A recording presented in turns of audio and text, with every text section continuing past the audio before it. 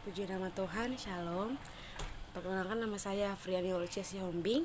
Saya adalah mahasiswi STTIK Jakarta dengan NIM 863127, dan prodi yang saya ambil ialah prodi Pendidikan Agama Kristen. Di sini saya akan membahas tugas yang diberikan oleh dosen pengampu, yaitu Ibu Alvini Runtunuwu, yang sudah memberikan tugas kepada saya untuk membahas mengenai biografi Henry Fayol dan 14 prinsip manajemen yang dikemukakan. Oke, langsung saja. Di sini saya akan menjelaskan terlebih dahulu mengenai biografi Henry Fayol. Henry Fayol adalah seorang teroris manajemen atau administrasi asal Prancis, dan ia lahir di Istanbul pada tahun 1841.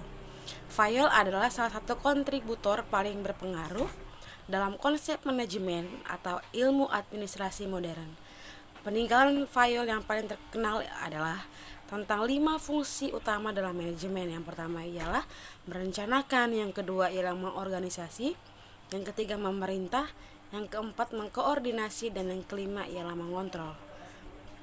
Menurut Fayol, praktik manajemen dapat dikelompokkan ke dalam beberapa pola yang diidentifikasi dan dianalisis. Dan Fayol terkenal akan 14 prinsip manajemennya. Dan prinsip ini disebut Fayol dalam karya aslinya sebagai 14 prinsip administrasi. Oke, langsung saja kita akan masuk ke 14 prinsip yang dikemukakan oleh Henry Fayol. Yang pertama ialah divisi kerja. Dalam praktiknya, karyawan memiliki spesialisasi di bidang yang berbeda dan mereka memiliki keterampilan yang berbeda. Tingkat keahlian yang berbeda dapat dibedakan dalam bidang pengetahuan atau dari generalis hingga spesialis. Dan perkembangan pribadi dan profesional mendukung hal ini. Menurut Henry Fayol, spesialisasi mempromosikan efisiensi tenaga kerja dan meningkatkan produktivitas. Dan selain itu, spesialisasi tenaga kerja meningkatkan akurasi dan kecepatannya. Dan prinsip ini berlaku untuk kegiatan teknis dan manajerial. Dan yang kedua, prinsip yang kedua ialah wewenang dan tanggung jawab. Untuk menyelesaikan sesuatu dalam organisasi, manajemen memiliki wewenang untuk memberi perintah kepada karyawannya. Tentu dengan otoritas ini muncul dengan tanggung jawab. Menurut Henry Fayol, kuasa atau kewenangan yang menyertainya memberikan manajemen hak untuk memberi perintah kepada bawahannya. Tanggung jawab tersebut dapat dianut kembali dari kinerja, dan oleh karena itu perlu dibuat kesepakatan tentang hal ini. Dengan kata lain, otoritas dan tanggung jawab berjalan bersama, dan mereka adalah dua sisi dari mata uang yang sama.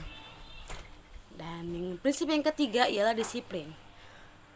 Dan prinsip ketiga dari 14 prinsip manajemen ini adalah tentang kepatuhan atau kedisiplinan ini. Dan ini sering menjadi bagian dari nilai inti dari pernyataan misi dan visi dalam bentuk perilaku yang baik dan interaksi yang saling menghormati. Prinsip manajemen ini penting dan dipandang sebagai pelumas untuk membuat mesin suatu organisasi berjalan dengan lancar. Dan prinsip yang keempat ialah kesatuan komando. Dan ini sangat penting sekali, mempunyai kesatuan. Prinsip kesatuan perintah berarti bahwa seorang karyawan individu harus memerintah atau menerima perintah dari satu manajer, dan bahwa karyawan tersebut bertanggung jawab kepada manajernya itu sendiri. Jika tugas dan tanggung jawab terkait diberikan kepada karyawan oleh lebih dari satu manajer, ini dapat menyebabkan kebingungan yang dapat menyebabkan kemungkinan konflik bagi karyawannya sendiri. Dengan menggunakan prinsip ini, tanggung jawab atas kesalahan dapat dibangun dengan lebih mudah. Nah, itulah kesatuan komando dalam prinsip yang keempat. Langsung saja kita langsung masuk ke prinsip yang kelima, ialah kesatuan arah. Prinsip ini adalah tentang fokus dan persatuan. Semua karyawan menyampaikan aktivitas yang sama yang dapat dikaitkan dengan tujuan yang sama.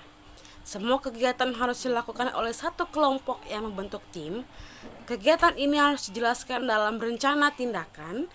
Manajer pada akhirnya bertanggung jawab atas rencana ini dan dia memantau kemajuan aktivitas yang ditentukan dan direncanakan. Dan area fokus ini adalah upaya yang dilakukan oleh karyawan dan koordinasi. Dan yang keenam ialah prinsip yang keenam, subordinasi kepentingan individu. Selalu ada berbagai macam kepentingan dalam sebuah organisasi. Agar organisasi berfungsi dengan baik, Henry Fayol menunjukkan bahwa kepentingan pribadi harus berada di bawah kepentingan organisasi atau etika. Fokus utama dalam tujuan ini ialah berlaku untuk semua tingkatan di seluruh organisasi, termasuk yaitu adalah manajer. Pada semua manajer ini. Dan yang ketujuh ialah remunerasi. Motivasi dan produktivitas dekat satu sama lain sejauh menyangkut kelancaran organisasi. Prinsip manajemen ini berpendapat bahwa remunerasi harus cukup untuk membuat karyawan tetap termotivasi dan produktif. Dan prinsip yang ke-8 ialah derajat sentralisasi. Manajemen dan otoritas untuk proses pengambilan keputusan harus seimbang dalam satu organisasi. Ini tergantung pada volume dan ukuran organisasi termasuk hierarkinya.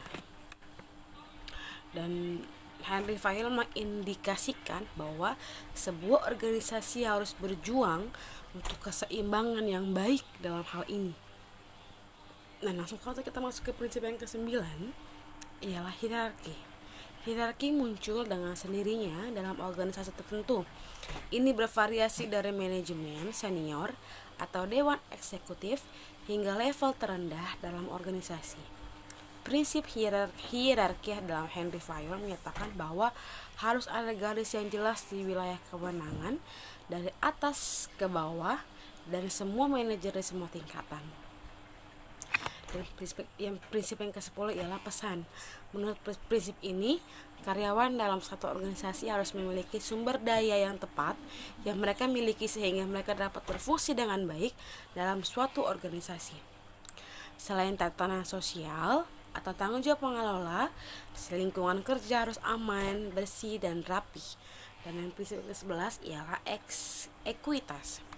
Prinsip manajemen ekuitas ini seringkali terjadi pada nilai-nilai inti dalam suatu organisasi.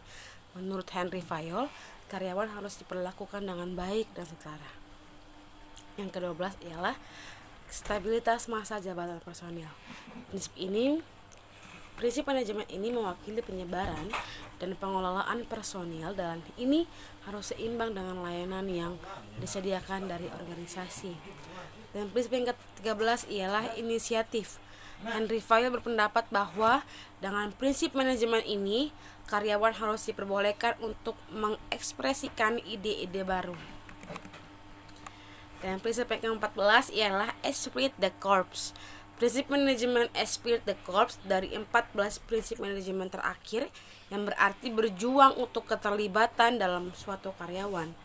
Manajer bertanggung jawab atas pengembangan moral tempat kerja secara individu dan di bidang komunikasi. Esprit de corps berkontribusi dengan pengembangan budaya dan menciptakan suasana saling percaya dan pengertian.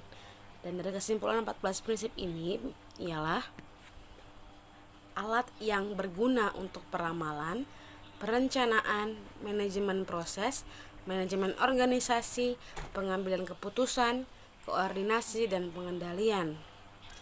Nah, semua prinsip tetap menjadi daftar praktis dengan area fokus yang didasarkan pada penelitian Henry Fayol yang masih berlaku sampai sekarang karena sejumlah prinsip yang logis.